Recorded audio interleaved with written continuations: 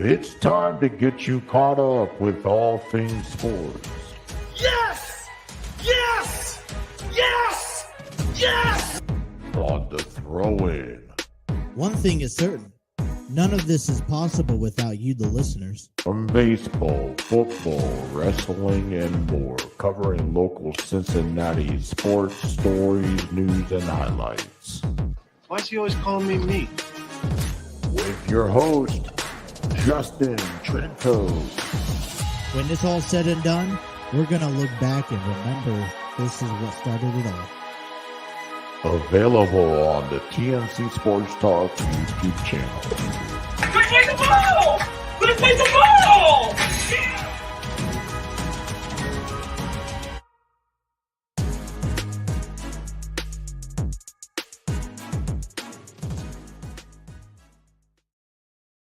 Well, a very, very happy Tuesday, and welcome to another episode of The Throw-In here on the TNC Sports Talk YouTube channel. My name is Justin. For the next 2 hours, we'll be covering a lot of sports. Today is Tuesday, September 12th of 2023, and breaking news. Let's just get right down into business. Well, coming out of the NFL, Aaron Rodgers has torn his Achilles tendon and will be out for the duration of this season right off the bat. And I gotta just, man, I don't know, where were you guys last night? Did you guys sat down and watch the game, Jets, Bills? Was the tension built up enough for you guys to actually pay attention to? I was actually flipping back and forth between Raw and Monday Night Football, but mainly so watching, Monday Night Football. And I was sitting on the couch. I was watching, this play unfold, and I'm like, oh man, right off to a start, Aaron Rodgers gets banged up. And the first thing that comes to my mind is just sitting here and saying, Aaron Rodgers normally gets hurt. He normally had some sort of medical, injury early on. And it usually is what prevailed, what kind of pokes the bear throughout the remainder of the season and kind of motivates him for for what's to come in the season and to hopefully get over to the next big thing. And I was like, I was just thinking to myself, all right, they're going to tape it up. He'll be back out in a quarter. Well, no, he obviously x-rays showed that it was negative, things were negative. They go in for an MRI, and unfolding the big story today is that Aaron Rodgers tore his Achilles tendon. He will be out for the entire season. And I've heard of stories of Achilles tendons tears before. And all I got to say is that there is a possibility at the age of 39 that he will not be back in the NFL. Like, this is a serious, serious injury coming from a first round ballot Hall of Fame. And what sucks the most is that the build up at MetLife Stadium last night, the storytelling for how the Jets got to where they got to today, how confident they were when they signed Aaron Rodgers, when some of the team, parts and pieces of the Packers picked up and moved with Rodgers to play for the Jets. And then that this was not we're not looking, the Jets are not looking to be a 500 football team. The Jets are not looking to go to the playoffs. They're looking to win the Super Bowl. And with Aaron Rodgers behind the reins of control, command, then there was that sense of confidence that, you believed. Despite the Giants who got shut out Sunday night, you felt like it was a new sense of energy at MetLife Stadium last night. You felt it when you were sitting on your couch at home. You felt it. 4 snaps into the game, And then Aaron Rodgers gets hurt, and the entire stadium it's dead silent. And it was that way for the entire game until overtime. And what I would arguably say one of the best ways to end week one and all of its roller coasters, ups and downs, and dramatic causes, from Detroit Lions beating the Kansas City Chiefs in week one to the Jets beating the Bills in overtime from a punt return touchdown, which there's an argument that no one's talking about today, which could have been the big news if Aaron Rodgers wasn't headlining it. But that was the potential tripping flag penalty that was not called during the punt return. So, this is the story is already developed. We're breaking it to you. Now, the big question is how what are the next moves for Douglas and the New York Jets? Because the Jets have to find an answer. With Zach Wilson back at quarterback spot for the Jets last night, I mean, it took him well over a half a game to get settled in and to get comfortable in the pocket. And the biggest concern is that if that's what we're going to see all year long from the Jets, it reminded me of the Jets from last year. And obviously we know where that did or didn't go. So we have to find a solution.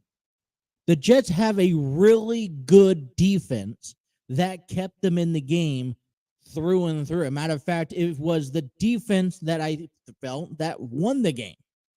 They kept the Bills from scoring 20-plus points. I mean, they kept the Bills from gaining offensively. But their offense, man, I mean, I don't know how, they didn't really do a whole lot. But there's a lot of questions that has to be answered. And I think the number one question is, what are we going to do in the quarterback position moving forward? Because we have 16 more weeks. The Jets have 16 more weeks of football, at least, if they don't make it to the playoffs. And I was looking, just thinking about this today, trying to wrap my head around this, because there is a different, level. Aaron Rodgers is up here at the top. Zach Wilson is down here at the bottom. And yeah, I think it's beneficial for Zach Wilson to learn and to help, to be able to grow with Aaron Rodgers. You learn from the best, just like Jordan Love learned in Green Bay.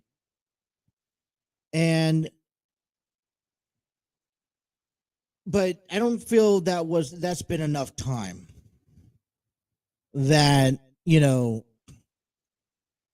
that has been distributed between Aaron and Zach Wilson. And definitely, I did not see it out on the field. So let's look into this, because the Jets have a couple of options. I think that they are going to have to quickly determine and make a decision on what they want to do moving forward. Aaron Rodgers is out. And let me just put it this way. I think this is kind of devastating. Okay. I'm not a huge Aaron Rodgers fan, but I respect him. He's been able to, or he's earned my respect as a quarterback, as a future Hall of Famer.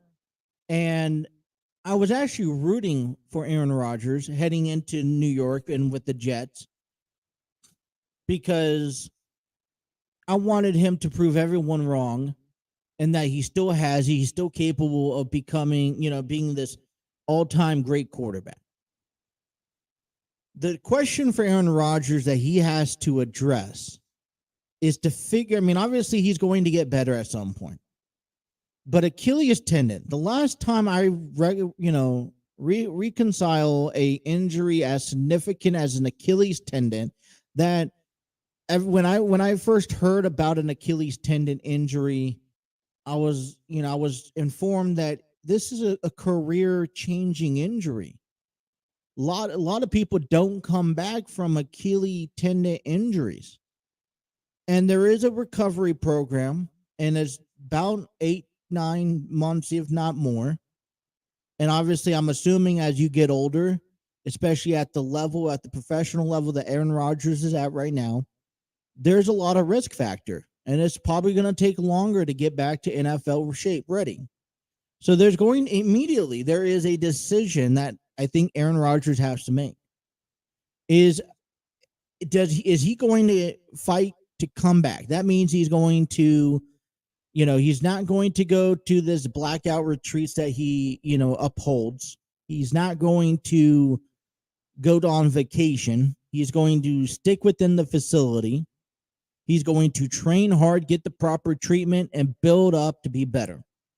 And I think if you're a fan of football, you're a fan of Aaron Rodgers, I say, why not? I would love to see Aaron Rodgers. There's no way that he can settle his career off of this injury after all he's accomplished in the past, after everything that he's been through. There's just no way that he can settle with the injury that he has now. So, but there is going to be a determination that Aaron Rodgers must have. Is either A, you're done, you're going to retire, and that's it, congratulations, and move on, or B, you're going to go through this rehab program and go in there full-on determination. Aaron Rodgers, on or off the field, has so much that he can provide to help not only himself, but this team to be better. During the hard knocks that I did not watch, during the pregame warm-up, getting ready to last night's game, I heard nothing but positive talks how not only Aaron Rodgers but Cobb and former Packer players were getting ready with these younger guys and saying, hey, this is how Aaron Rodgers played football. This is what to look out for. And look, I mean, I think it's great. I think that it's important. Aaron Rodgers, I still, on the sideline with the headset, talking with Zach Wilson, I think has still so much to offer. And I wouldn't necessarily count this season away from the Jets quite yet. Now, after the performance I saw from Zach Wilson, I got to tell you, there's still so much that needs to be taught and learned and fixed offensively that is only going to be fixed if Zach Wilson can fix it. And you could talk all you want and say, hey, I'm hyped up. I want to fix these problems. I want to be a better quarterback. I get to learn from one of the best, and that's great. But until you actually provide that proof that you've learned from the best and you've exercised that onto the field, then to be honest, you're just not you're not there yet. Which means now Joe Douglas and the Jets have to make a hard decision. They've already came out publicly saying, hey, we're going to stick and we're going to believe in Zach Wilson. We think that he can be a solid backup under Aaron Rodgers, and that if Aaron Rodgers, God forbid, goes out, that he could slide right in. And with what Aaron Rodgers has worked with him on, with what he's taught him, he could fit in perfectly. There's a lot of hope that in New York that's putting on Zach Wilson. But is that enough to keep the Jets to continue to move forward? They have a great defense. I'm not concerned about their defense. I'm concerned about Zach Wilson. If you don't have the proper quarterback behind the reins of a team that can do so much, then it's all said for now. Because this defense can only hold their team so long, especially when we get up into the upcoming early matches. They head over to Dallas this weekend, and after Dallas made a statement and put the entire NFL on notice after that 40-0 victory, they will love to do another 40-0 victory against the Jets at home this time. They'll have to face the Chiefs, the Eagles this year, the Chargers, the Raiders, even the what?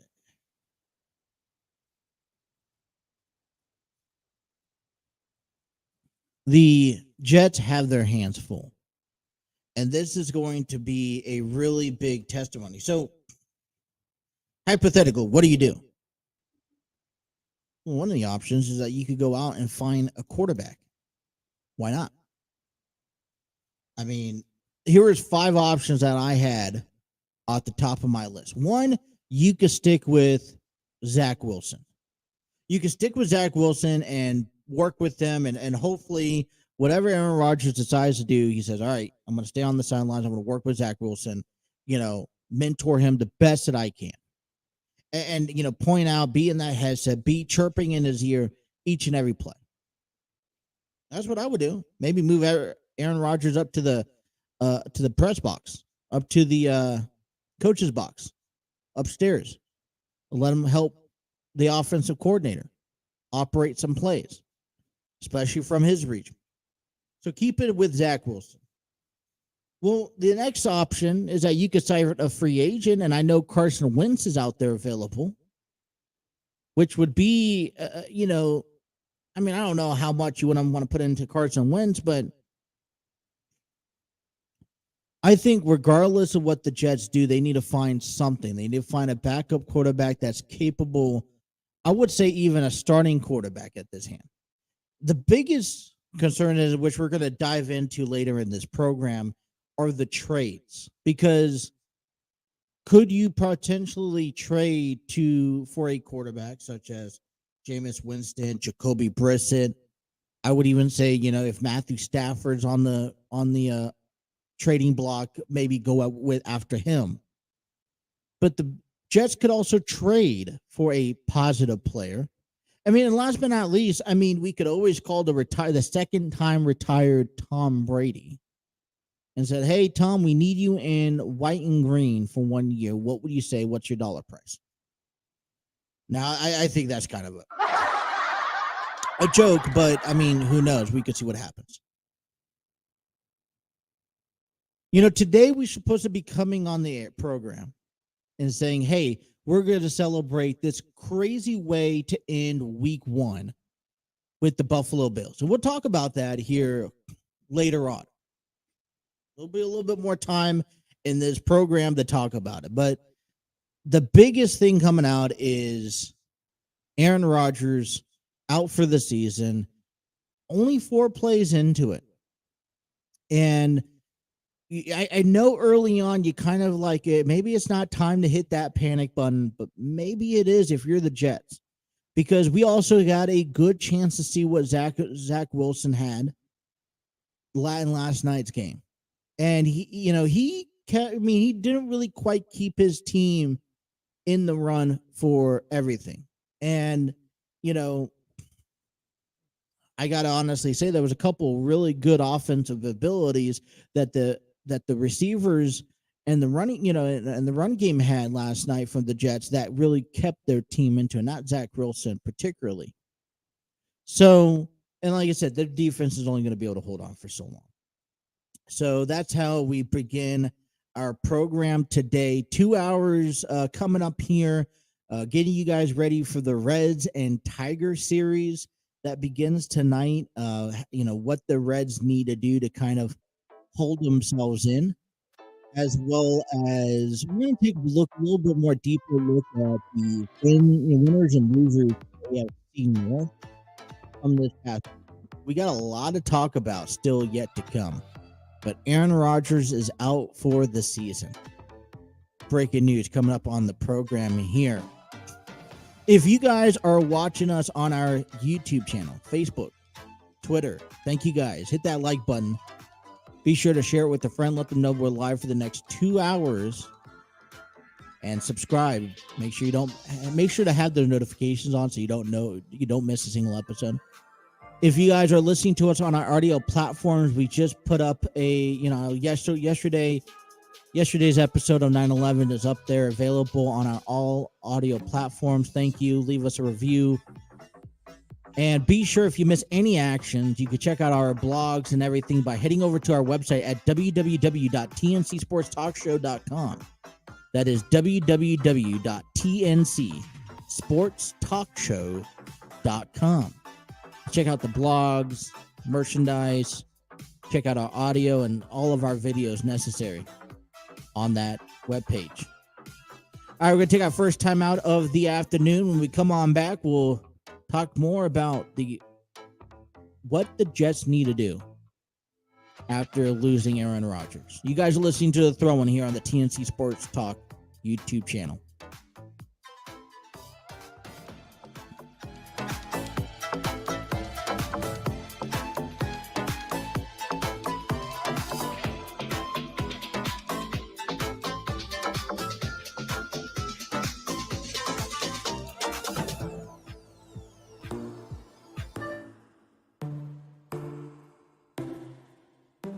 Inside your bedroom, we stopped counting the days.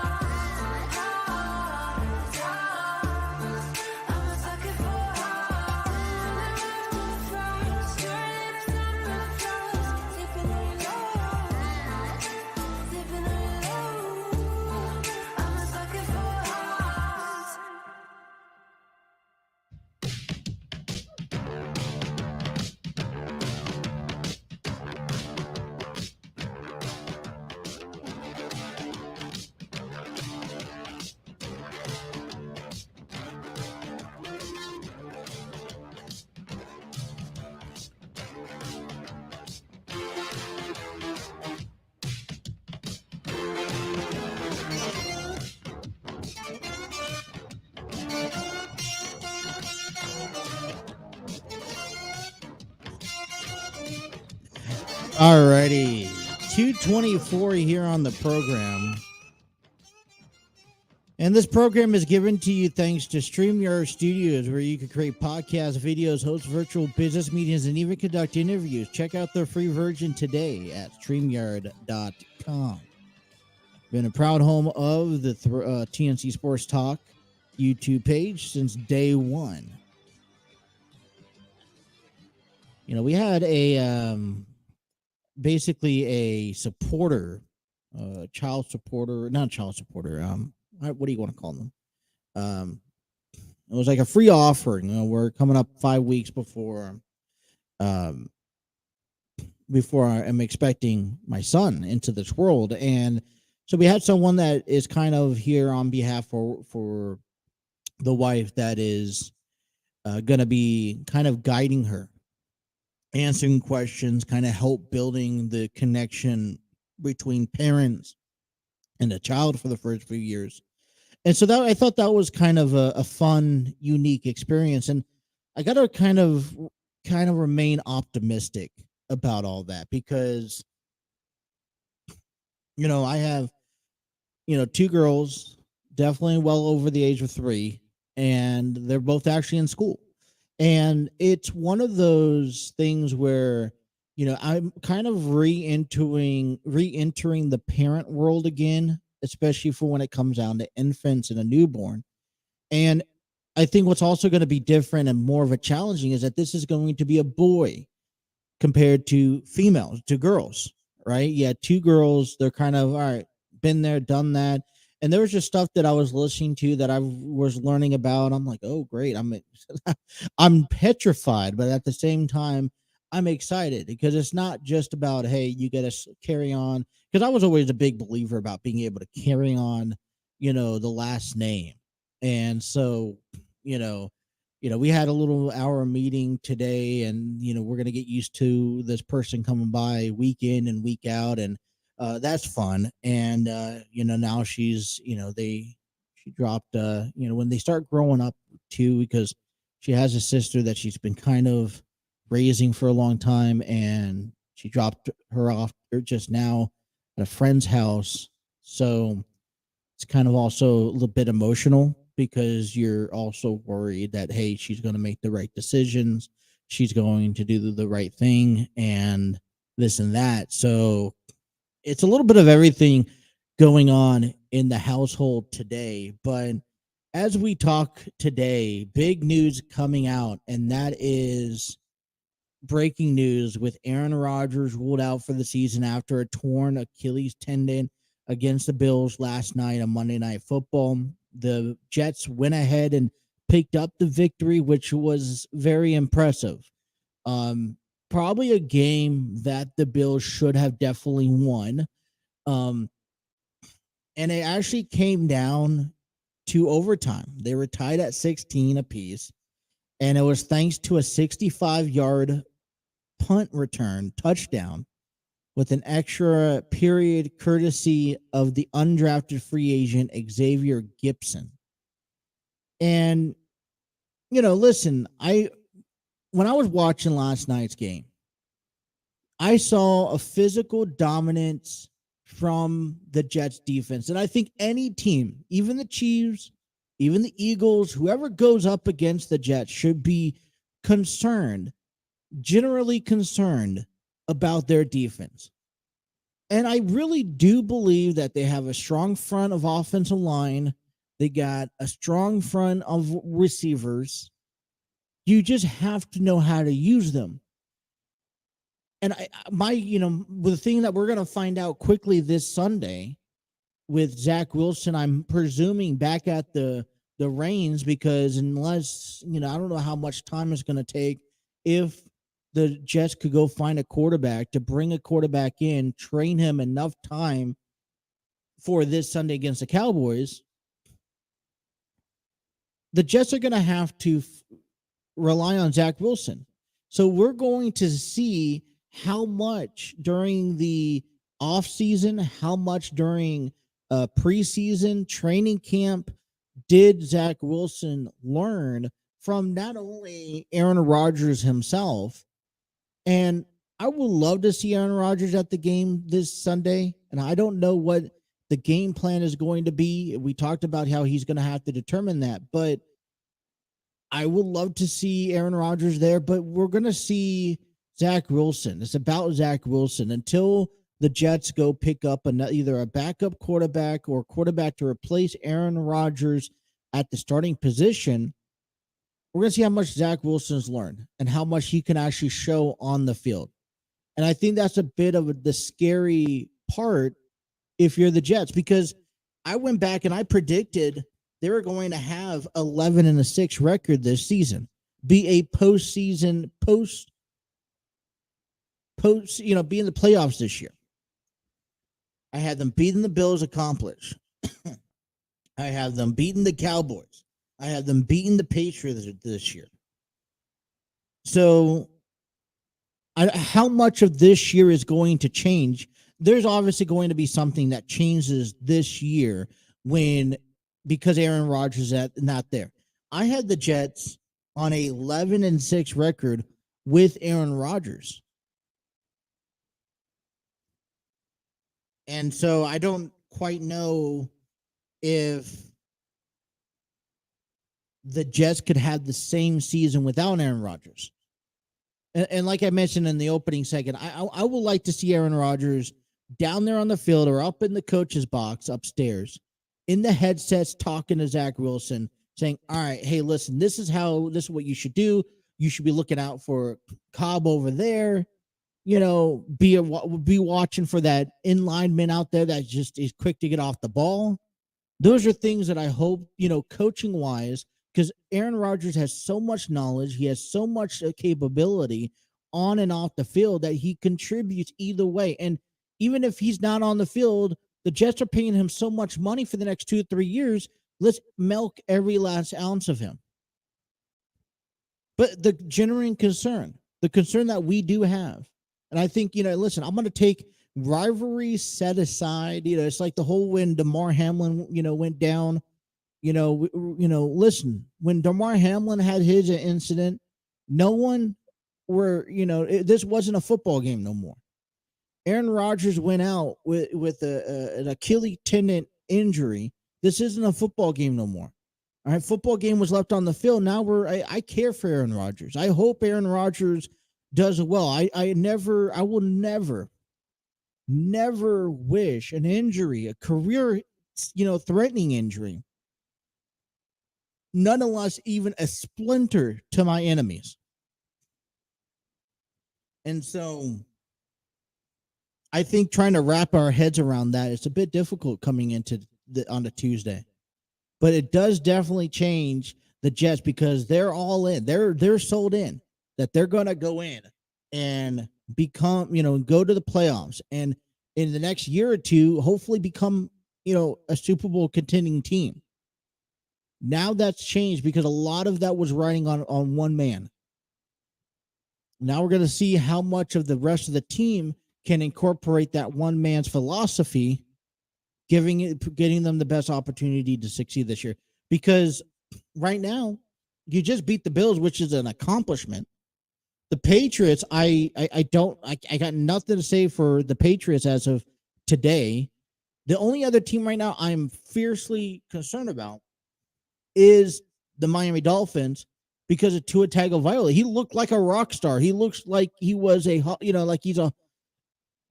like a Hall of Famer out there on the field. He is Tua, and we'll talk about him hopefully either today or tomorrow. But Tua is he put up some crazy numbers.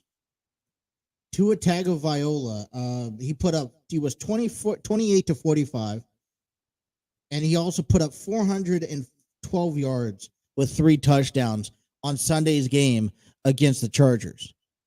Now, that's against the Chargers. Let's remind you that there was the same Chargers that signed Justin Herbert to a contract extension, made it to the playoffs last year, losing to the Jaguars in the wild card series.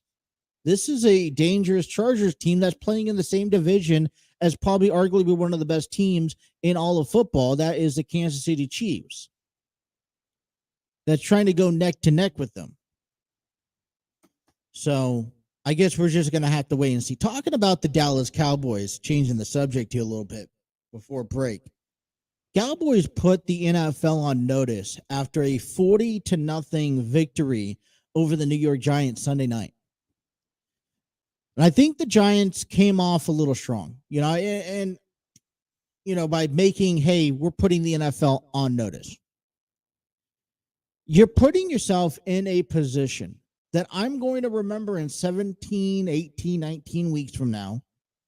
If you do not make it to the postseason, if you do not win your division, if you do not win the NFC Championship, if you do not win the Super Bowl this year, I will remember, and I will hold you accountable to that.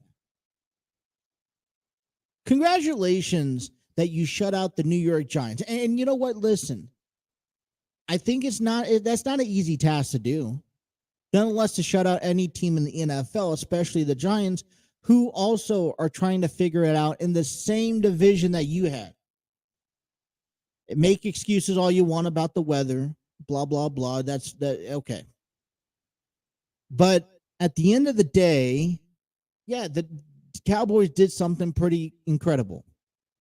Definitely, it's more of an impressive victory than the 49ers beating up on the Steelers 30-7 on Sunday. But I think the Cowboys have already chewed off a little bit more than they could bite.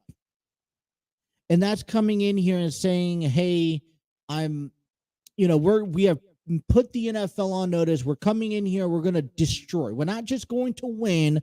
We're going to demolish each and every team we face. And it doesn't sit well with me. They haven't won anything in my books yet.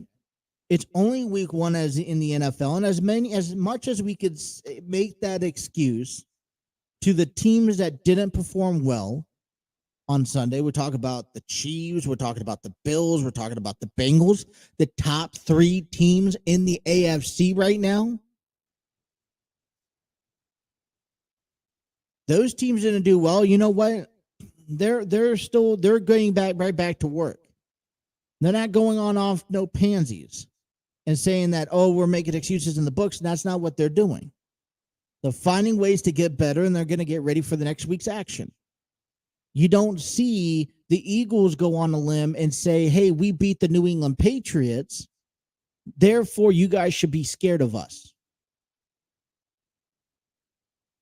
The 49ers, well, you know what? They haven't really bragged just as bad as Dallas has over winning one game by 40 points. One game, right? 49ers know what they can do. They're dominant, and they just went out there and showed you. They're like the NFL team they're like the Michigan team of the NFL. Listen, they're that good. They're just going to go in there and just run the ball down your throats, and you're going to have to find a way to beat them. Brock Purdy looks pretty good. Brock Purdy went 19 for 29, 220 yards, 2 touchdowns. Christian McCaffrey had 22 carries, 152 yards in Sunday's victory. The 49ers did a total of 391 yards offensively, compared to the numbers of Dak Prescott, who was 13 for 24. That's about a little over 50%. Dak Prescott had 153 yards. CeeDee Lamb was 4 receptions for 77 yards. Nothing, in my books, nothing too spectacular. They had a total of 265 yards. I mean, so what are we really impressing about? Anyways, if we are impressing about anything, let me tell you something, what we should be impressing about. The Dallas Cowboys have been there year in and year out. Yes, they need to find a solution to be able to bounce back and actually get over that hump. That hump that says, hey, great, play great, go 17-0 for all that I care in the regular season. Because I don't care what your record is at the end of the year. What I care is what you're capable of doing in the postseason. When you go up against the 49ers, when you go up against the Eagles, and if you could go up against the Chiefs and accomplish that, then I will give you credit where credit's due. But you're wearing your hand a little too tight. Don't be cocky. Don't feed your ego that much, because I could tell you, just as much as the Jets were hyped up, they didn't overdo it, and look what happened. Aaron Rodgers is gone for the year, and we really are optimistic about how the Jets season could now go. I would totally laugh if the Giants could brush off this loss, come back and find a way to make it to the playoffs and go further than the Cowboys this year, just like they did last year. Let's take a break, and at the bottom of the hour, we got to talk about the NFC North, a little bit more of a breakdown of what they're running into, who's hot, who's not. That's still to come. You guys are listening to The Throwing here on the TNC Sports Talk YouTube channel.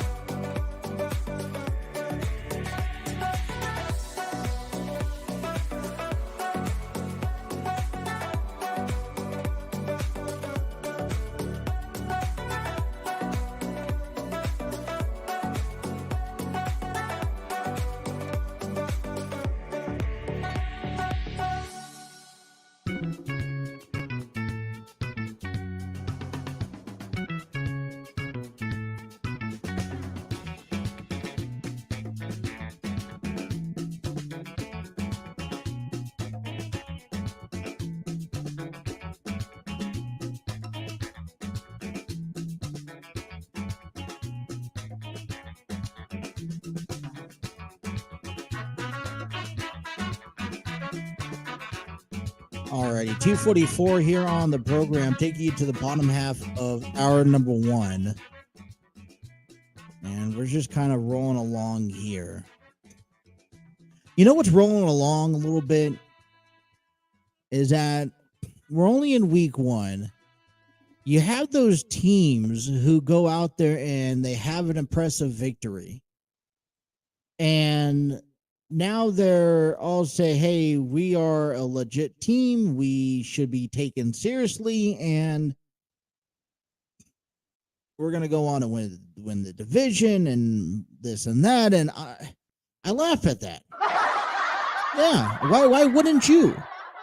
And I'm sorry, I don't mean to sit here and technically offend the Cleveland Browns or offend the Dallas Cowboys, but you should be able to pick up a victory and say, all right, hey, week 1 is in the books. We've got away with this one with the victory. You know, now we got some things we got to work on. We're not perfect. We got to get ready for week 2. You don't sit here and say any other sports down the road goes out here and say, hey, listen, you know, we won the first game of the season, therefore we're going to be champions. Now, it's okay to be excited. It's okay to say, to prove people wrong, and you want to rub it in their face. I completely get that. But when I just call the bluff because we have 17 weeks left of the season. Every team has 16 games left, and you don't know what's going to happen in week 3, week 4. Last year, we saw Trey Lance go out. Last year, we saw Dak Prescott go out, and there's just no promises that your success one week is going to carry over into the next week. There are teams like the Ravens, the Eagles, they know the business. They're not going to sit here and knock it off and say, oh, hey, we won game 1, so that's what, hey, job's complete. We're all done. No, I'm sorry. It's not the case. So it gets me a bit frustrated when we sit here and I hear these conversations and, you know, fan base wise, I don't care. You want to go out and say, you know, that your team is going to win the world. By all means, go on and say it. I think, you know, I'd like to stay on the humble, side of the field here, and say, hey, we got a long season ahead of us. AFC North, little breakdown as we start getting ready for week 2. We're officially behind week 1, but before we get into week 2 and talk about their games coming up, all right, we got 2 divisional games at hand. We have the Bengals going to be hosting the Ravens on Sunday at home at Paycor Stadium. AJ Green's going to be ruling the jungle, right? Get to welcome him back to Cincinnati. As then game 2, we have Pittsburgh and Cleveland, and we see the Monday night showdown between Kenny Pickett and Deshaun Watson. Now, if you're asking early predictions, I think that the Cleveland Browns can walk away with a victory that's coming up Monday night. It's a bit of a different story when we talk about the Cincinnati Bengals in this early on in the season and what we've seen so far.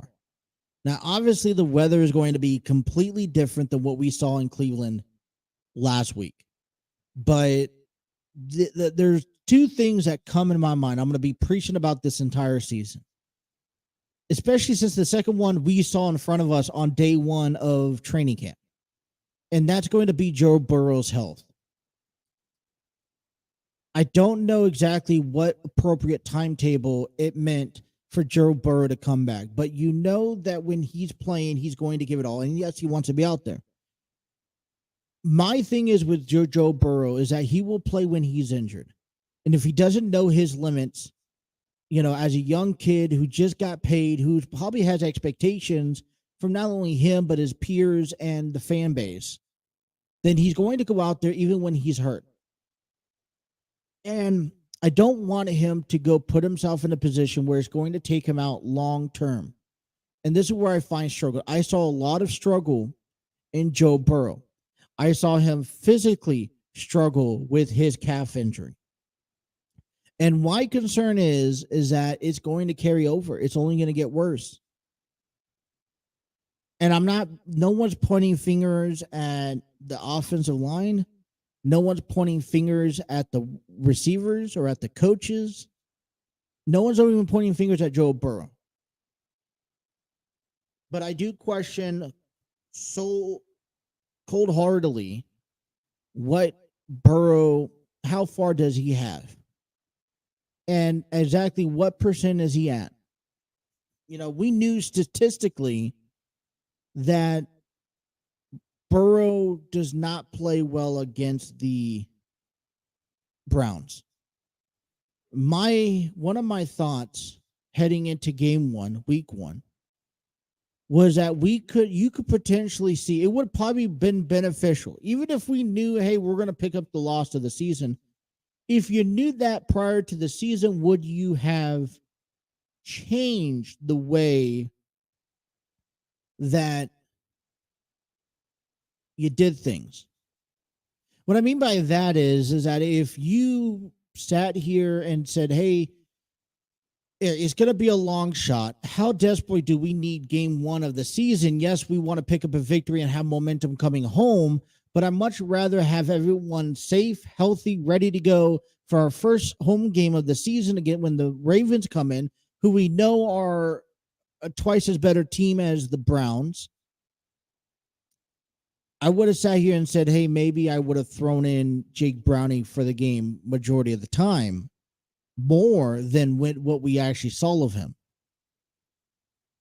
I don't know. I guess my fear is that this is going to come back to haunt the Bengals later on in the year. And now we're going to see Joe Burrow weeks 15, 16, 17. Either he's going to be out or he's going to be struggling. And that's not the direction that we need for a team that's expected to go to the AFC Championship, if not the Super Bowl this year. The other thing that I'm concerned about when it comes down to the Bengals, as I said this yesterday, is that I saw a crappy defense. I'm going to flat out just say it, crappy. I didn't like it one bit. So my concern is that when you now talk about this Sunday, you talk about having a game at Paycor Stadium against another divisional team, a better divisional team. Okay, because you're not going down the list, you're going up the list.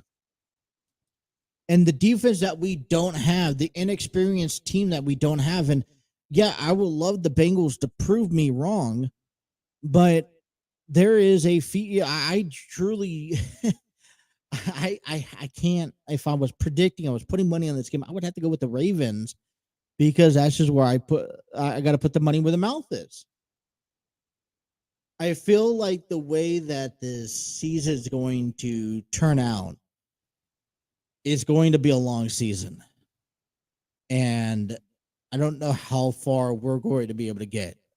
Even if they win, we're going to be sitting on the edge of our seats. And I just hope that last week was a fluke, but I mean, I don't know. Now, if you're looking at a better team, why do we talk so highly of the Ravens if we're the Bengals fan?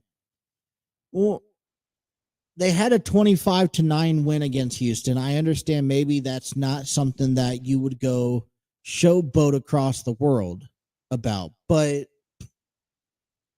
they won their game. First and foremost, they won their game. The second thing is that they also are expected to have a good season.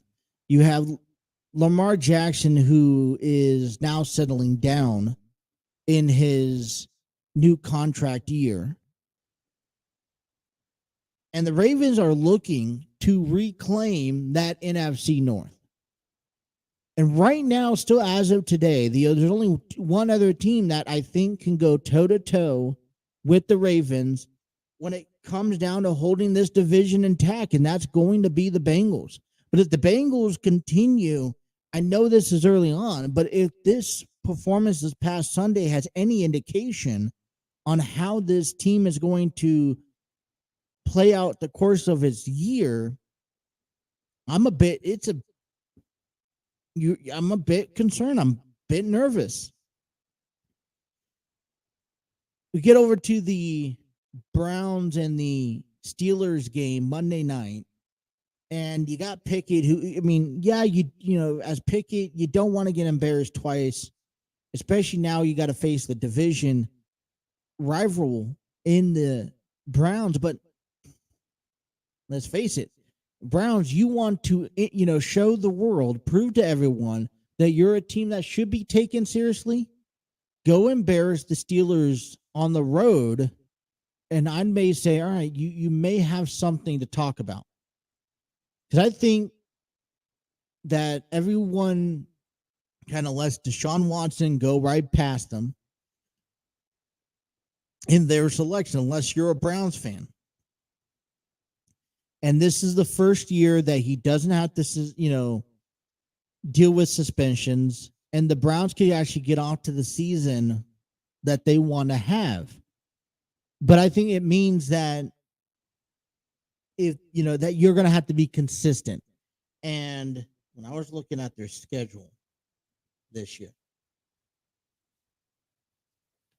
when I was looking at the Browns schedule this year, I mean, you're facing a lot of top teams. 49ers, obviously the Ravens are going to be interesting in 3 weeks. You got Seattle. You got the entire West Coast, so you'll have the Chiefs, I believe. Nope, you got Denver. And then you got the Rams.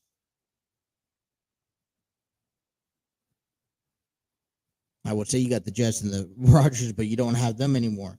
I mean, the way that I see the schedule working out for Cleveland, especially if they are as good as they proclaimed to be last Sunday, and they could come again and on this Monday night and redo their performance, you know, then they have a game against Tennessee, which could be a nice win. Their first true battle will come up week 4 against Baltimore before they hit their bye, and then they'll have to tackle on San Francisco. There's a handful of games that, yeah, Cleveland has to work with and say, all right, we have to overcome, or we have to just take the L.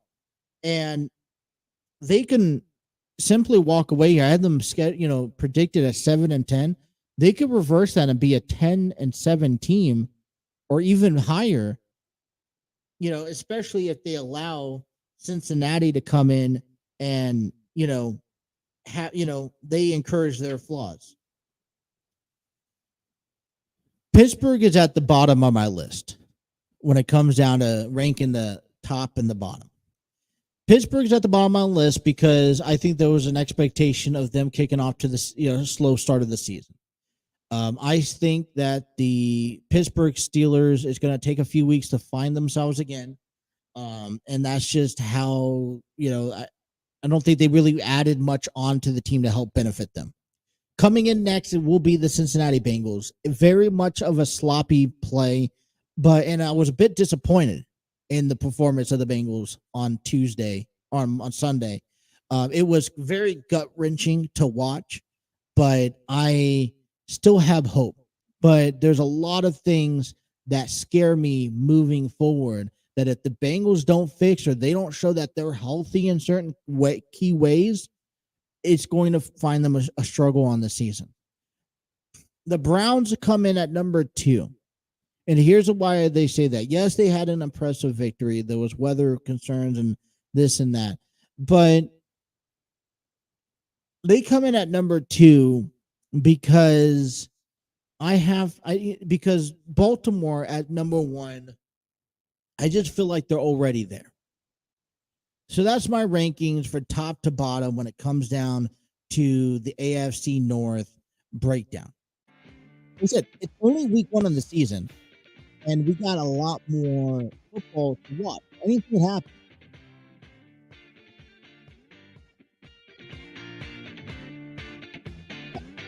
With that being said, hour number 1 is complete. We'll come on back and we'll talk about the Reds and the Tigers 3-game series. What does the Reds have to do to make it to the postseason?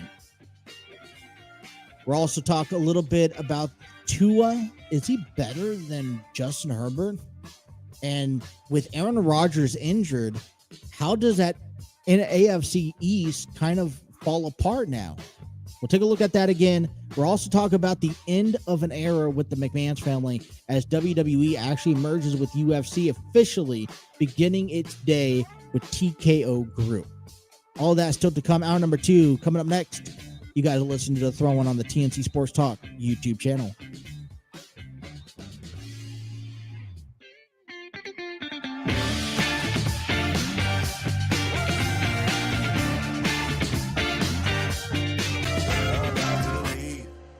Already packing, come with me.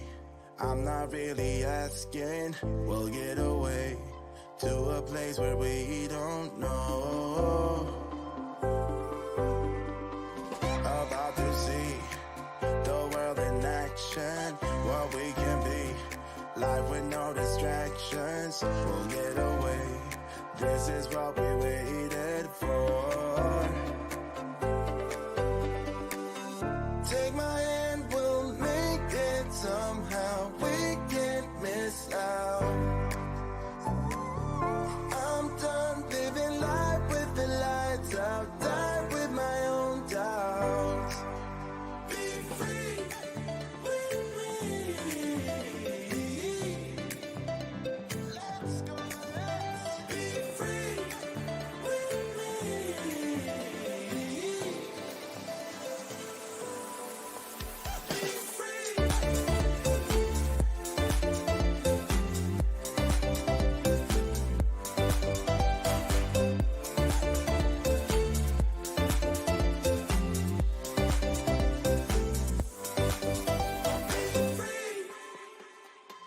Now looking back, eyes on the freeway, Bonnie and Clyde, a classic cliche. We're on the run. This is what we waited for. Take my hand, we'll make it somehow. We can't miss out.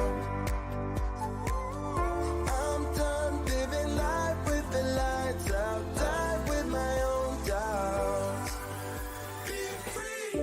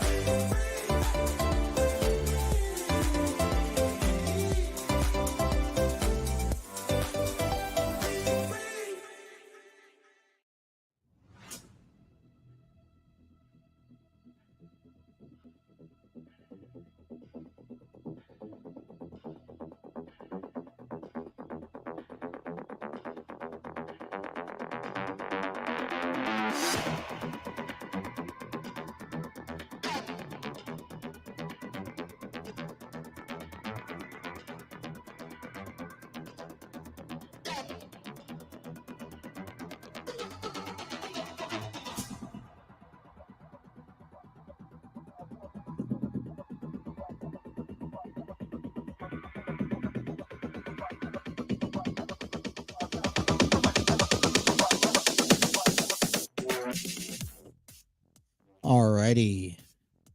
Hour number 2 here is given to you thanks to Spreaker, Spreaker.com, where you can upload podcasts across all major audio platforms. Anywhere between Apple Podcasts, Google Podcasts, iHeartRadio, Spotify.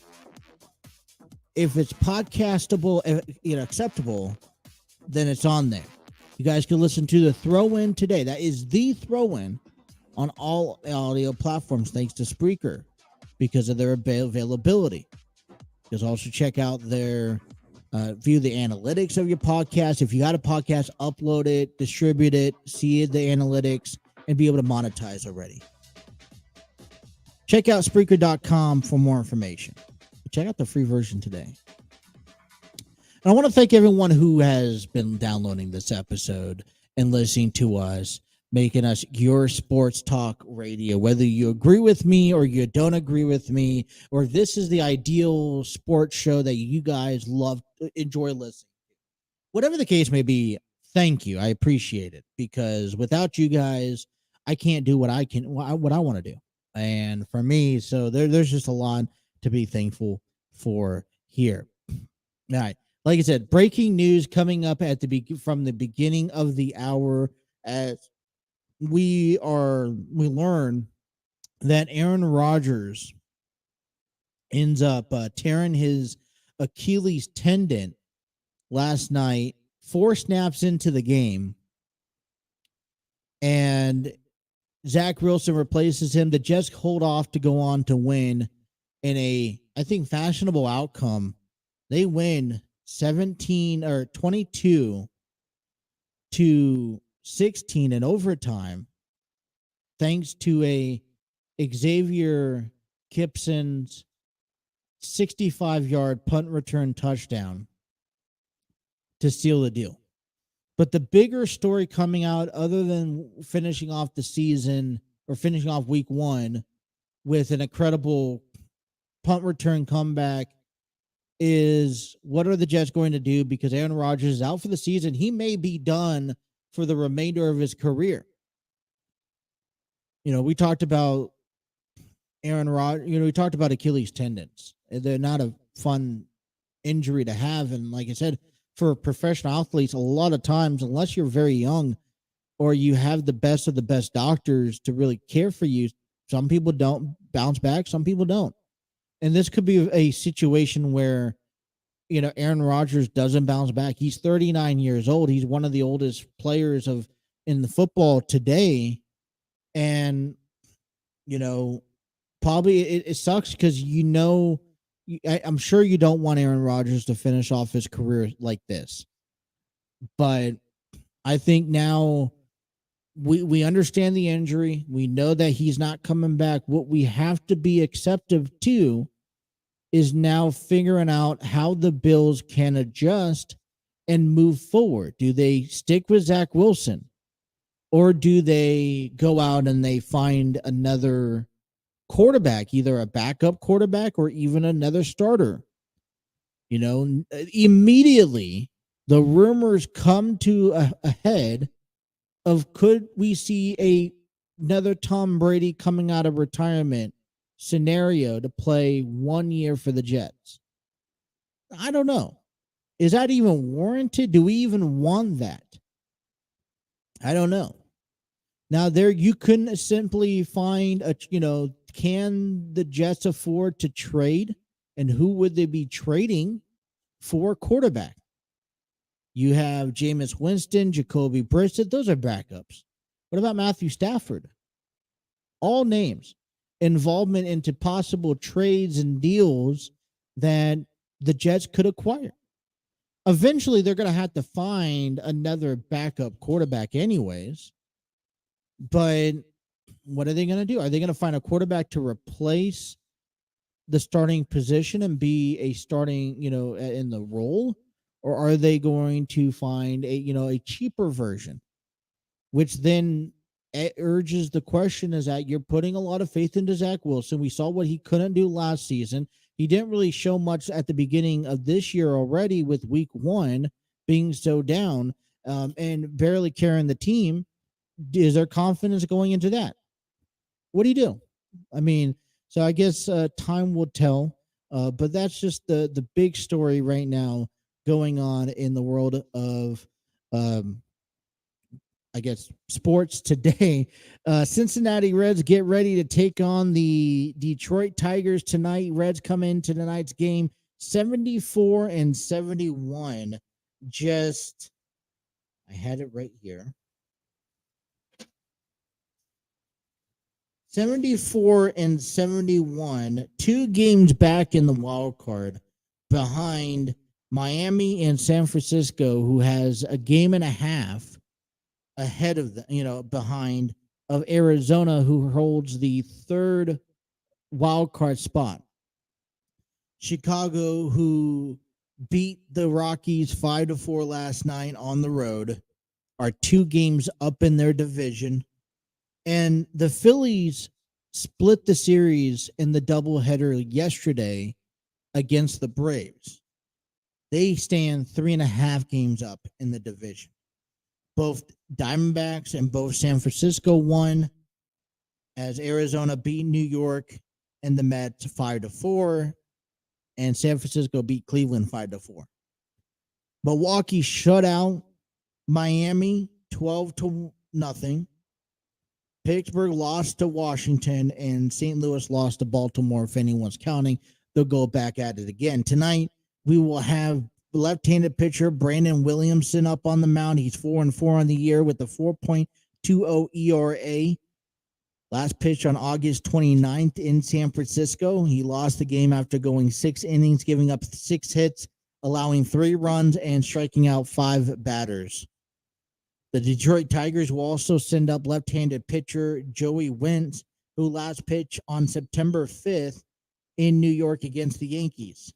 He lost that game, going 1 1/3 of an inning, giving up 1 run and 2 walks. Detroit Tigers come into tonight's game 66-67. Joey Wentz is 2-11 with a 6.65 ERA. Now, this is where the notion goes for. You got, 3, if not 4 weeks left remaining on the season. It's coming down to the haywire. You have Hunter Renfroe, Joey Votto, Jonathan India returning to the lineup and playing daily basis. You picked up Harrison Bader and Hunter Renfroe to add on to the outfield and add on to offense abilities.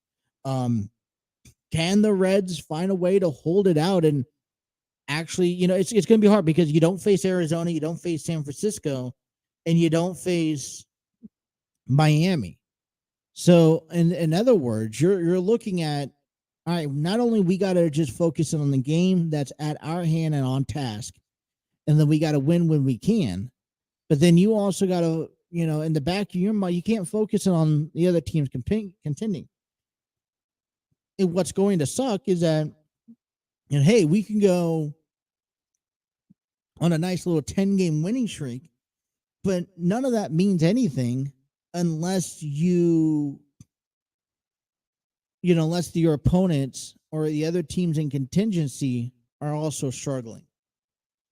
And so, everyone is like, there's really no room for error.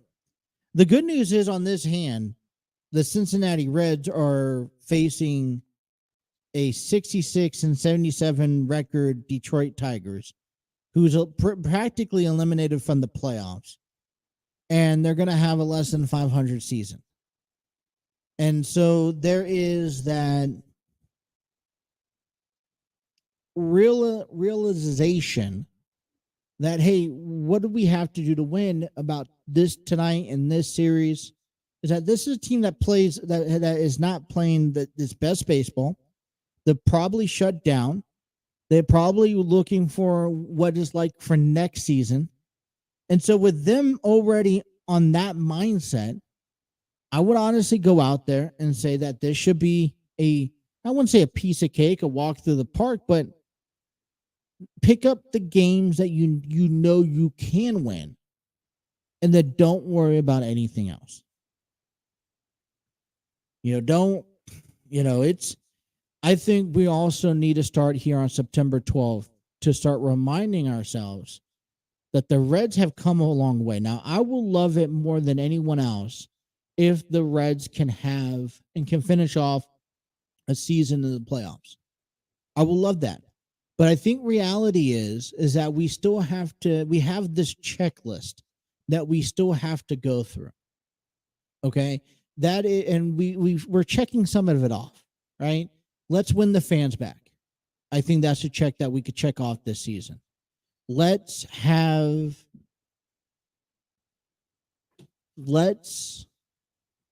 start bringing up these younger guys, these guys that we're investing with, the guys that we sold everyone that we loved away to get these prospects like Ellie De La Cruz, Matt McClain's, CJ, not CJ, but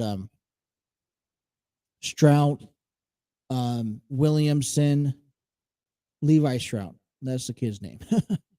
But let's start introducing them to the major league roster. Let's see, who we can give contracts to help secure their faith into Cincinnati. If that's, Hunter Green, maybe we could see Nick Lodolu agree to something, or Graham Ashcraft. Maybe we could also see something along the line of Tyler Stevenson, Jonathan India, possibly. Let's see what works and what doesn't work. That's checked off the list. Let's also now things that are be on the list that I don't think there was expectations at the beginning of the season to have is that we are technically 7 games away from finishing the year playing 500 baseball. And I think that would be a big boost to the morale and to the confidence of this organization, saying, hey, they're moving in the right direction heading into next season. I mean, you just signed David Bell as your manager for the next year, at least. And so you're starting to lock in things for next season. I think here's a checklist that probably makes the list, but you don't have expectations to hit. What about the Reds making it interesting and contending? I mean, they could have fell off the playoff atmosphere back in August when things just weren't going their way. The fact that we're still 2 games out, and yeah, I'm saying that, hey, maybe that's what they're considering doing, but they're still 2 games out. And 1 whole week of baseball, and a whole lot of stuff going their way, you can easily see the Reds by Sunday be that 3rd wild card spot contender in the playoff race. So the fact that they're giving them the fighting chance heading into the end of this season, the last going down to the very last game, 162 games of the year, I think it's already something that we have to maybe come to an acceptance and be satisfied with.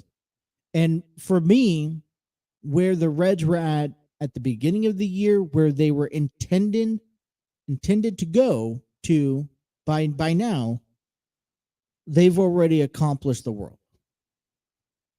So, tip your cap to the Reds, but the job's not done yet because they have to take on the Detroit Tigers, and they still have something to fight for here that could hopefully lead into a postseason run.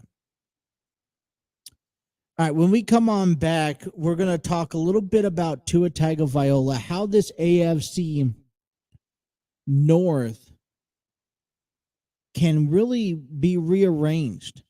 And we'll also start talking about week 2 of the NFL. You guys are listening to The Throw-In here on the TNC Sports Talk YouTube channel.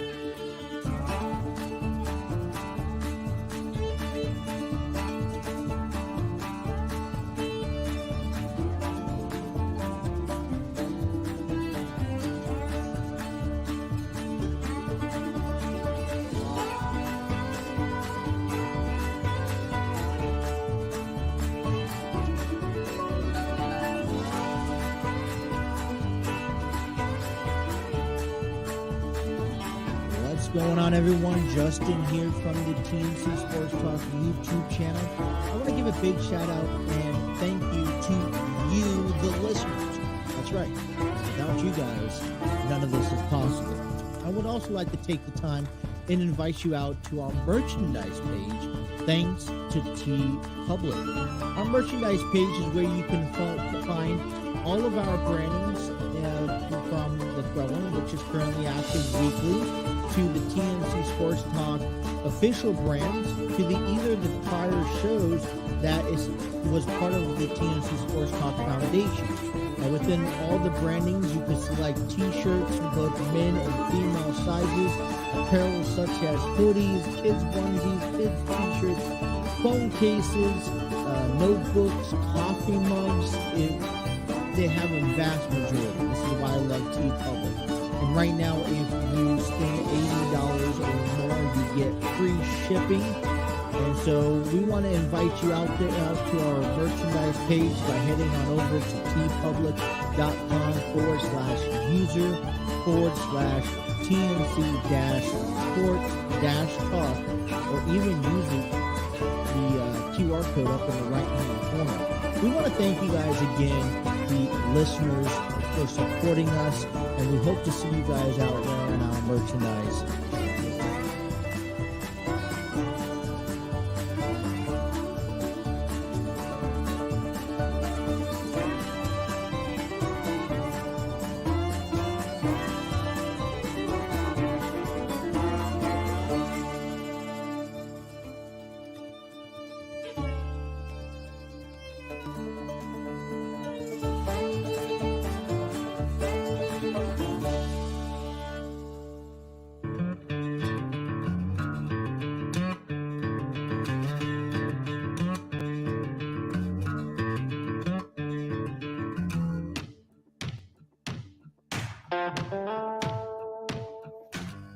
We'd like to give a big shout out to Epidemic Sound.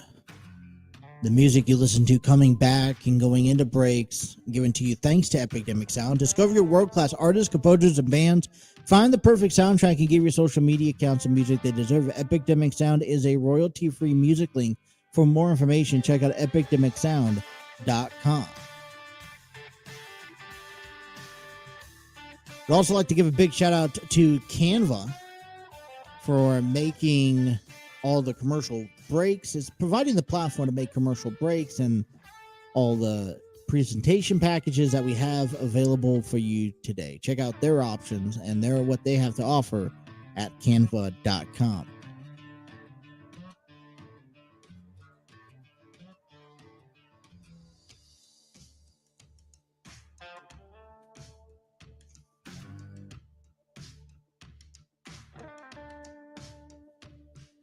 You know, Tua Tagovailoa had an incredible day yesterday, and I would go out on a limb and say, not yesterday, but back on Sunday, and I would go out on a limb and say that he was probably one of the favorite quarterbacks that probably had the most impressive game out of all quarterbacks, out of all the games, out of everything yesterday.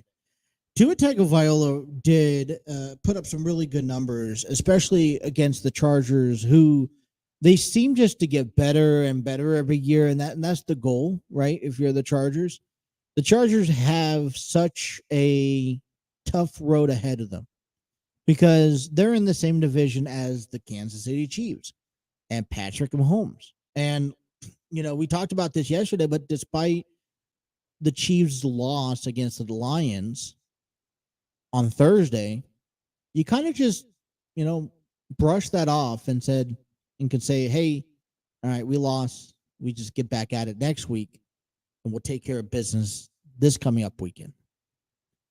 For the Chargers, it's like you got to take advantage of every loss that the Chiefs give you because it's very few.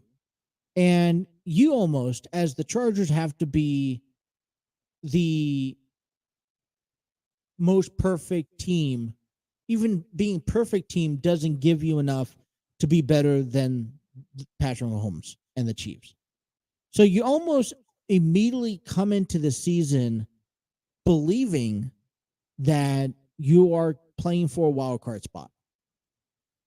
Arguably the same thing that can be said with the Dolphins. When you have Aaron Rodgers with the Jets, you have to almost put together the notion that there is a legitimate threat with the Jets. Well, that probably wasn't a threat last season. Another threat would be Josh Allen and the Bills. So now you not only have one team in the Bills that is probably expected to be at the top of the division, but you have to also worry about the New York Jets, who, because they have kind of put all their poker chips in the middle of the plot and said, hey, this is what we have. So when you're Tua Tagovailoa and the Miami Dolphins, you're almost thinking the same mindset as the Chargers, saying, all right, well, we're almost playing for a wild card spot here this season. And I know that's not really the best mindset to have, but if you're, Tua Tagovailoa kind of indicated, making a statement as a one-man statement for himself, not only to his team, but to the Chargers, to the fans, and to the rest of the division, that, hey, listen, last year was last year.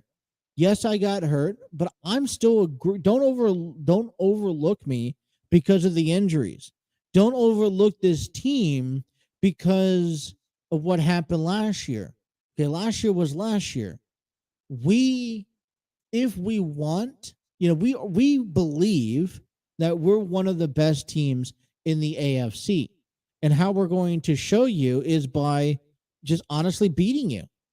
Okay, and I think it's another, Buffalo Bills, they take a loss. And if you're any other team in the AFC East, you have to just consider, let's take it and run with it. There's little room for error. And it's interesting to me that people have gone out on a limb for Justin Herbert. Now, I got nothing bad to say about Justin. He's capable, he's a really good quarterback, but he was 23 for 33 on Sunday's game. Okay, it was a 36-34. Really good game. I would honestly argue that this was the game of the week. He threw for 228 yards with one touchdown on his resume. Miami Dolphins, Tua Tagovailoa went 23 for 45, so not as great. But he also threw for 466 yards. 3 touchdowns and 1 interception. Now, if that's not a quarterback statement saying, hey, I'm back, don't ignore us here, yoo-hoo. Miami Dolphins are sitting here in the corner down south. Don't forget about us. We're still in the East. And listen, on top of that, the Jets won, but they don't have Rodgers no more. So the Jets are up in the air. But the Bills lost, and that could work one of two ways.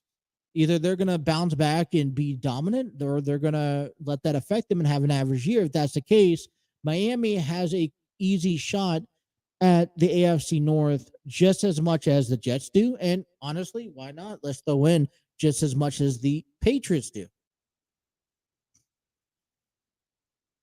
But I think that Tua was overlooked. Last week leading up to the season, there was a lot of quarterbacks that we've talked about, we praised about, we analyzed about. Joe Burrow, Lamar Jackson, Deshaun Watson, Rodgers, Josh Allen, Mahomes, Herbert, Garoppolo, Carr, Wilson, C.J. Stroud, Anthony Richardson, Brock Purdy, Trey Lance, Geno Smith. But I think Tua kind of flew under that radar. And for me, and maybe this is my fault particularly, but Tua kind of fell under my radar because there was really not much excitement coming from him. Just like, but you know what? He is coming back from a year that was probably a year that a lot of people would suggest to hang up and retire and walk away. Listen, injuries are not worth the amount of injuries, and the amount of injuries and the locations that you have is not worth the game. So is it time to take Tua Tagovailoa and the Miami Dolphins seriously? Is it time to consider them as a threat to the AFC North? I mentioned in my predictions that the Jets could wind up being a 11-6 team under Aaron Rodgers. Now, with that out the question, does the Jets have the same opportunity? Now, I also predicted that the Dolphins were only going to walk up and have 6 wins on the season, placing 3rd in the division. Could that easily change? They're going to be going into, Gillette Stadium this weekend, and I believe it's a Sunday night football game, and they're going to be taking on the Bill Belichick and the Patriots, who really don't have, I don't think that they have a chance. And that's 2 extra games that I don't have them winning, so that's 8 and 9 compared to the 6 and 11 that I have. Now you take a look when they face the Jets, they got the Giants, who also lost. So I think overall, and I know on here it says Tua has been overlooked in week 1. I think the Miami Dolphins overall has been overlooked in week 1. Now, I'm not going out there and saying that they should be winning the division by far stretch. That I'm not saying that, but they should. I think that they can be a legit team, and you kind of forget about their success because you didn't see much of it at the end of last season. I'm going to change the subject here just a little bit. Well, I got a little bit of time talking about this. We talk about overrated teams in week 1, and not just in the NFL, but even in college early on in the season. It defines you. Everyone, I don't, there's this big social media adequate of giving Coach Prime and Colorado so much credit that they are angels that have came down, that they are college football saviors, and they praise on being good, and they're 2-0. So far, so good. So far, they could back it up. I don't have a problem against a good team. I don't have a problem with Colorado because they have shown that they're a good team. But here's my take on Colorado. One, who have you faced other than what I believe they faced TCU in week 1? Who have they faced that are in the top 10 this season? Do they even have anyone as of right now that are ranked in the top 10 on their radar in the upcoming, course of this season? And, you were giving a lot of credit to Colorado being 2-0. He's just, so far Coach Prime is just running straight through everybody, and we're picking up incredible wins. Great. Congratulations. But it's not a win against Alabama. It's not a win against Georgia. It's not a win against Michigan. And I feel like those are the stepping stones, and those are what makes NFL or NCAA college football so relevant. Is I think that Colorado at this point, not even heading into week 3, it's a bit overrated in my books. Love what they're doing. I hope they continue. And I hope in 2, 3, 4 weeks down the road, we could be sitting here saying, yep, all right, I'm wrong. They're still as good. And they're going to be the team that's going to be one of the 4 teams in the college football playoffs this year. I would love to say that, because then the true test does come in January when they have to go on and face Georgia or Michigan or Ohio State, whoever's in the top 4. And they're ranked this year, but I feel like there's an extra hype on a Colorado team that just has not proved enough yet.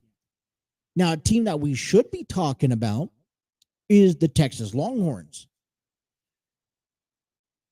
because they beat Alabama, and now the world is going ballistic because and questioning everything Nick Saban is doing and saying that, he's on, maybe it's time for him to retire. Maybe it's time for Nick Saban to walk away.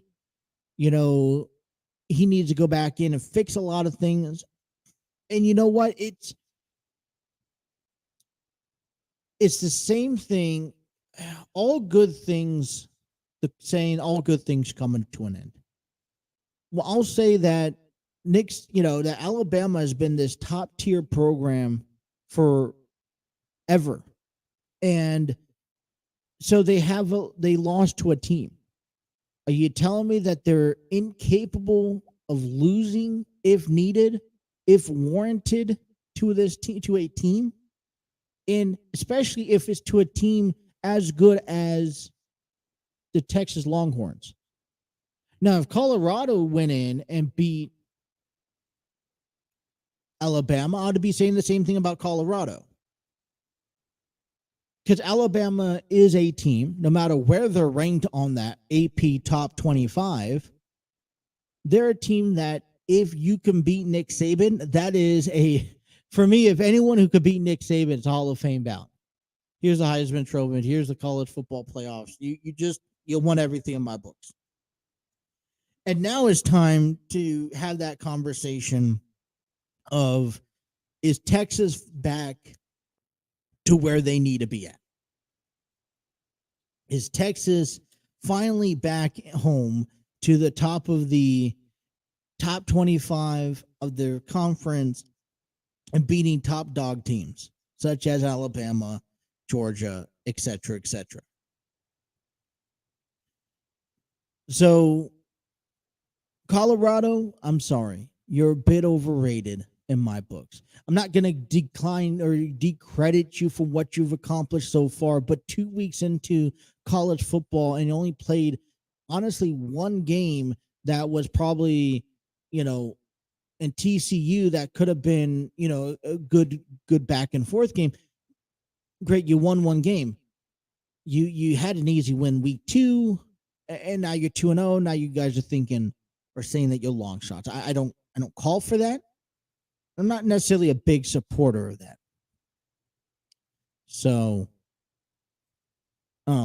we'll talk a little bit more about college football on another day. When we come on back from our last break, let's talk about the ending of an era in professional wrestling. You'll hear all about that coming up next. You guys are listening to Throwing on the TNC Sports Talk YouTube channel.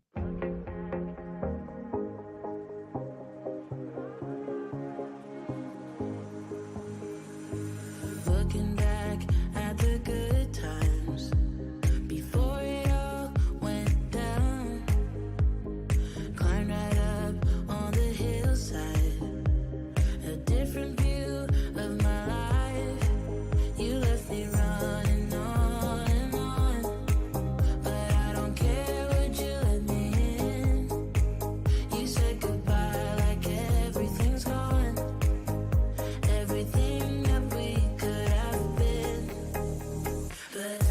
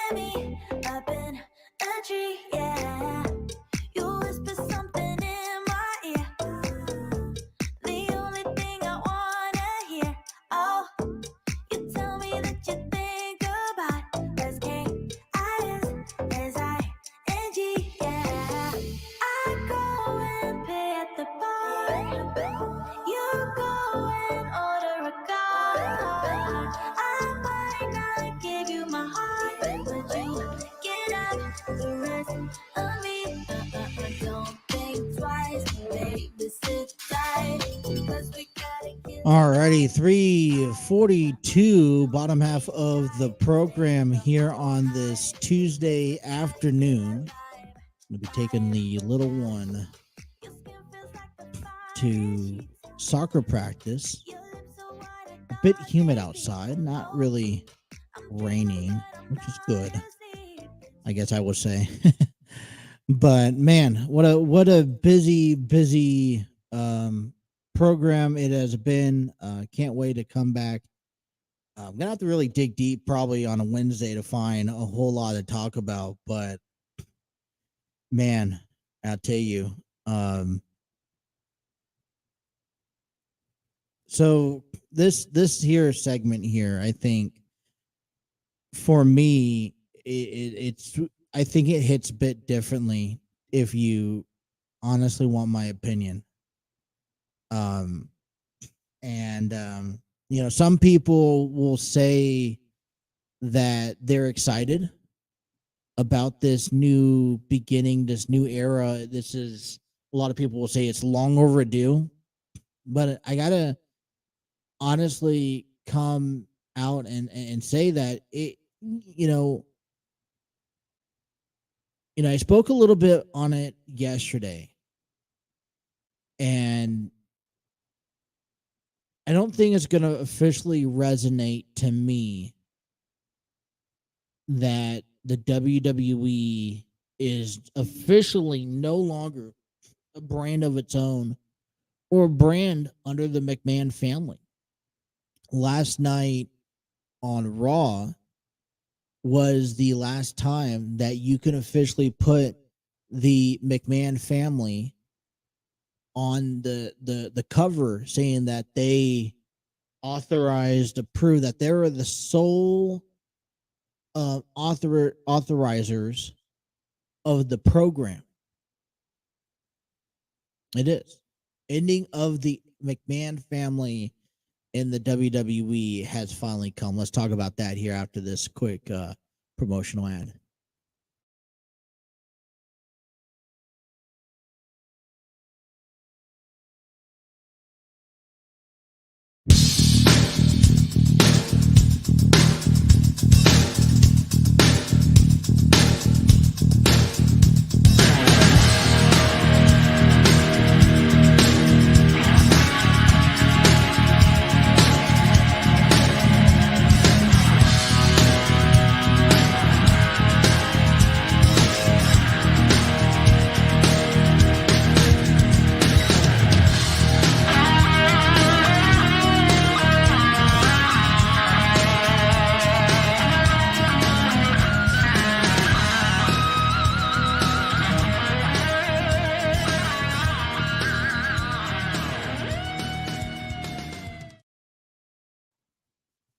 Alrighty. Well, be sure to check out Steve Barber and Dwaylen Davis on the Armchair Booking Wrestling podcast, covering all wrestling sports news in that professional region. And these are just two great guys who grew up watching wrestling, loves wrestling. Dwaylen's an encyclopedia, and with what Steve, they're just an empowered couple that just comes on and talks about professional wrestling, gives their take as a fan perspective. Check out Armchair Booking Wrestling Podcast. Be sure to download them on all audio platforms and subscribe to their YouTube channel. Also follow them on social media at Armchair Booking Wrestling Podcast. You could also check out their individual podcasts as Intellectual Rockstar and Cubicle Chat, where they both spread off and fly on their own ring span here. So check them out today. All right, and also I'd like to invite you guys to check out a cool website with all your favorite needs at Aspire and Glow. Aspire and Glow. Check out them at www.aspire-glow.com. That is www.aspire-glow.com. Today they have throughout the month of September, they actually have a buy one get one 25% off on bracelets with promo code 25 bracelets. All right. So this is technically an ending of an era for the McMahon's family. And like I mentioned, it is, I mean, for me, maybe I'm a bit more sentimental about this deal, about all this is happening. Earlier this year, WWE announces that they sold the WWE to Endeavors, which owns UFC, and they're going to join these two companies to make one big fighting program. And as of today, that is officially the case. You can't buy no more stocks with the WWE. That meant. Okay. So let me just share with you guys here. You know, because the McMahon family was the family, was the group, was the owners of what we watch today. And through lately, people say, oh, the product was terrible. But it outlasted the allegations. It outlasted change. It outlasted the Monday Night Wars. And it has grown to be a global phenomenon. And I don't think that wrestling today is giving enough credit to what the McMahon family has been capable of providing to wrestling fans across the world. Okay? Whether it's good, whether it's bad, I'm just there. You have to remember this was it was WWF, and then they changed it to WWE. You had Raw. You actually, you didn't even have Raw at the time. All right, Raw was it was just a WWF show. And then you start creating the Royal Rumble, Survivor Series, SummerSlam, WrestleMania, which is larger than life today. And now you also create, a weekly episode. You're always creating. Some of the great guys came out from WWE. We talk about, like The Undertaker, Kane, Triple H, Shawn Michaels, Hulk Hogan, Andre the Giant. And, throughout the years, it has had to change. You had the Monday Night Wars where you had to find a way to take the talent that you had and create someone out of them. And that's what they did. You had to find a way, then you had afterwards the ruthless aggression era from the WWE. You brought in and introduced a SmackDown. You brought in these new younger guys who had to really step it up. And that last big move, in my opinion, was coming from guys like, John Cena, Batista, Edge. And then you also, when WWE officially bought out WCW, they could have said, all right, you guys, go home. We don't need you. You guys did not come to us. We had to buy you out. You guys ultimately failed, so you guys no longer had jobs. What WWE did, they incorporated it. And then we had to change to the PG era. And so changes had to happen. And through the good and the bad times, there was a lot of hit that the McMahon's family took. And they put a lot. It was a life investment.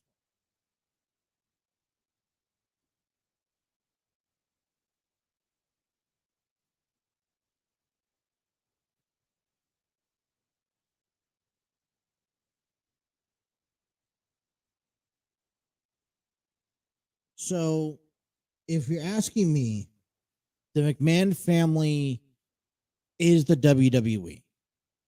For now and for always, whenever I refer to the WWE, the first thing that pops in my head is the McMahon's family, Vince McMahon, the goods and the bads. And now we're seeing this new era where they no longer own the company. And it's probably best for business. It's still so hard to fathom. Like I said, a lot of people are excited because the change that we want, the McMahons have to be out. And, you know, it was only sooner or later, you know, we all knew that Stephanie wasn't taking over.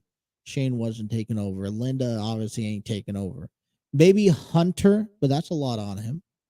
So we really knew we're just, you know, ignoring the inevitable.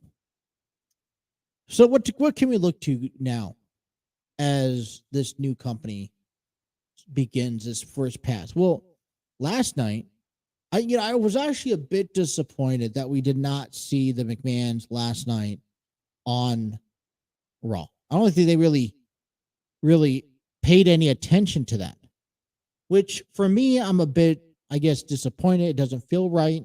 You know, it was just business as usual. And it was kind of hard to watch Raw last night and understand what happened over the last 24 hours. So, you know, the way that the McMahon's era finished off, Shinsuke refused to fight Seth Rollins because it wasn't on his time and his terms. Rhea Ripley retained her women's championship, but not without the cost of Nia Jax returning and demolishing both Raquel Rodriguez and Rhea Ripley. The Judgment Day is trying to recruit Jey Uso to join the squad. Jey Uso will have a match against Drew McIntyre next week. And Alpha Academy was taken out by Imperium. That's how the ending of the era moved on. Now we could write a new chapter. And as we, you know, I think as WWE has said this in the past, it is a continuous soap opera. And we understand that. It's pure entertainment. So what changes can we look forward to? Well, one of my changes is, you know, I'm looking into, and I'm kind of a bit concerned, is television deals. All right, you have USA Network, which I don't quite think that WWE is going to go anywhere anytime soon with USA Network. But then you also have Fox. So the last thing I heard that they are not renewing their contracts. Well, what does that mean? Does that mean that you have to find someone else who's going to contract and televise SmackDown, which you only hope that it was going to be on a television channel that everyone gets. This was Fox. I mean, and the last time I really read into it, Amazon and Disney had the top bid for channels and whatnot. Second thing is that, you know, talent cost. You know, NXT is a developmental program. Does that remain intact? And I honestly like where the WWE has incorporated kind of this big global where NXT and Raw and SmackDown are just all bouncing back and forth. It makes you just don't know who's going to show up when and where and for what. So there's a bit of an excitement to sit here and be like, oh, well, you know, so-and-so, you know, when Dom went to NXT and, you know, Seth Rollins went to NXT for those are a bit exciting because it makes you want to watch. I mean, Cody Rhodes is going back and forth between SmackDown and Raw. Same thing for the Judgment Day. The other thing is, you know, what is going to also change when we go to these events and how we watch these events. You know, WWE is on Peacock. Well, does TKO going to remain on Peacock? And does Peacock expand to UFC? Or does TKO decide to change and maybe create another network where you could watch and stream all this stuff? And the biggest thing out of TKO, which I think I'm big fear of, because when I do watch wrestling, you know, I like paying for Peacock. You know, it's affordable. It's convenient for me, especially during these times where you don't have $60, $70, $80 to pay for. if you go back to the pay-per-view aspect where you're charging 60, 70, 80 bucks a month like AEW is doing, and you could already compare numbers now to AEW, and you could tell that AEW is not having success as they were having, with these, with the viewership and whatnot. This is that is a concern. So what is TKO planning on doing? Ultimately, we have to get ourselves ready for changes. It's not going to happen tomorrow. It's not going to happen in a week, in a month. They will. Are we ready? All right, that wraps up another episode on this Tuesday afternoon. Thank you guys all for tuning in to the Throw-In. Be sure to hit that like, share, and subscribe button. Also have those notifications on so you don't miss a single episode. If you guys miss anything today, you guys could download us and take us on the road with you on our audio platforms. If you guys can't find us, be sure to check us out on our website at www.tncsportstalkshow.com, where you can find all the blogs, all the videos, and all the audio episodes. Our latest blog on our website is NFL Week 1 review. So take some time, check out our website, and read that blog. All right, that's all the time we have for you guys today. Thank you guys so much for tuning in. And until next time, you guys enjoy the rest of your Tuesday, September 12, 2023. Thank you guys for tuning into the Throw-In on the TNC Sports Talk YouTube channel. Take care.